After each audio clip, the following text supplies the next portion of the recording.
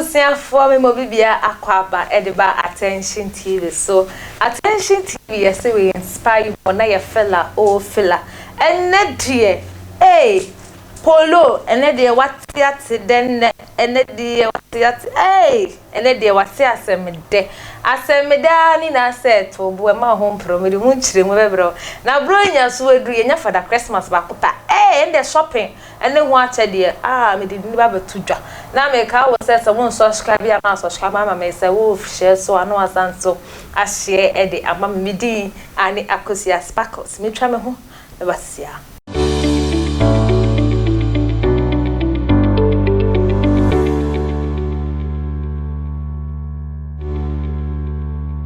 Ebusia for me that say papa yes we nya bre e de twa me filler so ana yedru na nsem no mu ntiremu ana edru so na ene de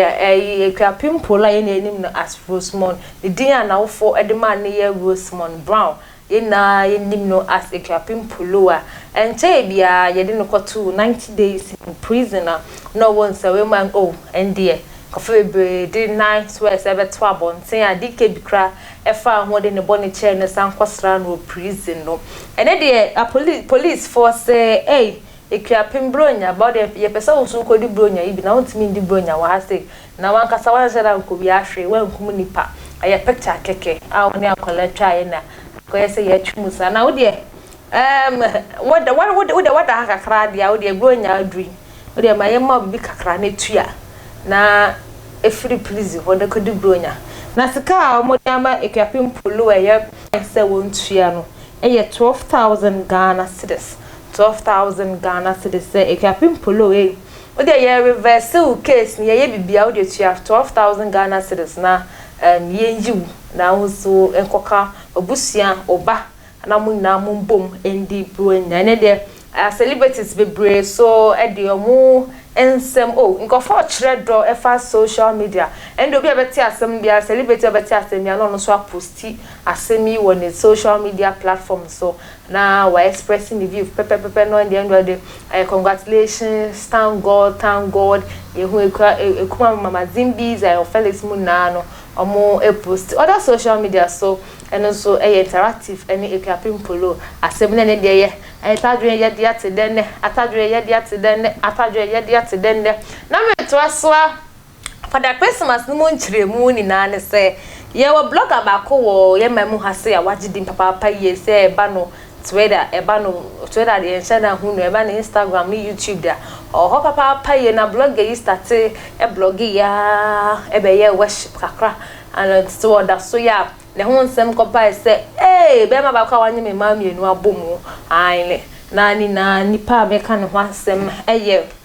Zion Felix Nene okromu hase na sister Zandi ho nsem ba ya akọ off social media samba social media ndie Zion si yedu bro nyami a wasamba back to social media de Akuapem na ne se ne ma me fa wonko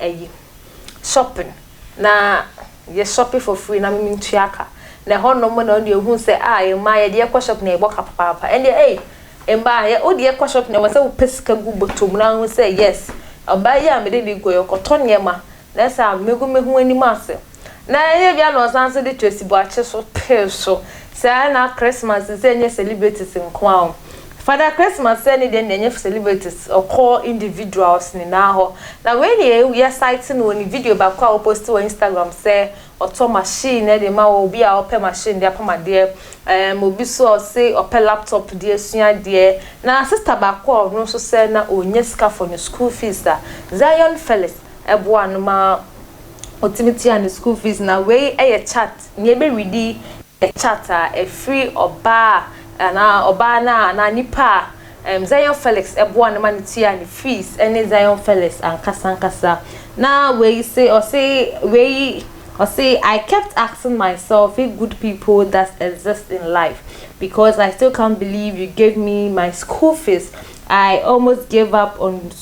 going to school because nobody was there to help me with my school fees. Even after paying my accommodation, I didn't expect this. I want to thank you for bringing back my hope for making it. I'm so much grateful. First thing tomorrow morning, I'll pay my school fees and send you a picture of it. Thank you so much for this, and I will forever be grateful for this. I say, may God bless you without boundary for such many brofo kesiapan, and I say philanthropic act. Since it's 1 out of 100 would do what you've done. And also just so amen. Now we Santa Claus I will be piemu I will Ghana memu ha bro nya idi o say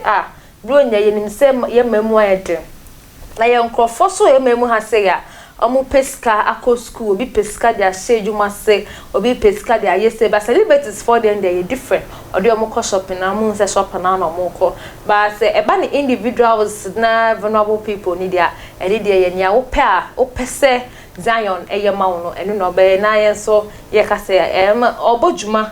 ye nyi say ye so ye nya Santa Claus e wo game mu ha say ya e do Christmas nye na nye nko ani bedi na ye de Santa Claus so ana ebedi na me de so so ani de obi bo anyum o pedodo o pedodo adi o pedodo na we de King of the airwaves, King Kanata. In Crawford, the new pie. Now, so no dear. The Western wagon on Nansema, December year, and Bembe Chemuma, no dear, on Fanumia. But I'm when him say, a band the Kanata, no more dear, Nyansa womb, a dream womb. Now, way title like the wopre. O pray e bia na wo nsan ka video ni bi nto de enko hwe video ni brasisi a wo be hu enwum na make am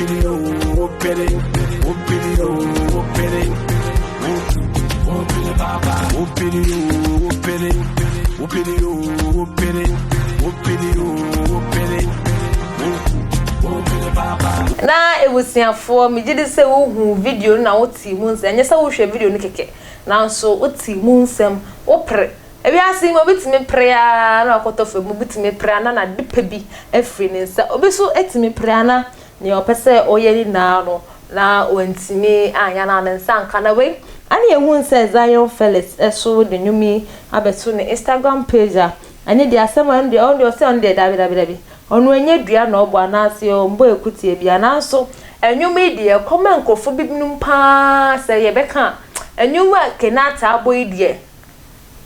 esne digress na so comment kofo pa nkofo pre wo ye mamu ha o hey I say ye kan yeti a prega association wa mamu na abehu nkrofo wo pre ono na asema kan se da bia no de ombo obi adina so be we post no na onim say ye body and fashion on there pay say defamation we ya na akosi wo court na juice ka we ya na akosi wo court na juice on there da be ombo obi adi ntino ai opre no hwe na ye wo de a na ye wo de na nso wafa adusua bi ewo na busiafo and I moment to your mama I madofuni and I wanna wish you a Merry Christmas. I wanna wish you a Merry Christmas. Hi. Wanna wish you a Merry Christmas from the bottom of Phila. I wanna wish you a Merry Christmas. I wanna wish you a Merry Christmas. Wanna wish you a Merry Christmas from the bottom of Phila. Then dear happy Merry Christmas and a prosperous New Year. I'm Midiani Akusia Sparkles. Phila attention TV. So one of some snake University Foundation in a teas boutique and cosmetic. Uma monisha monity. Medase papa epai.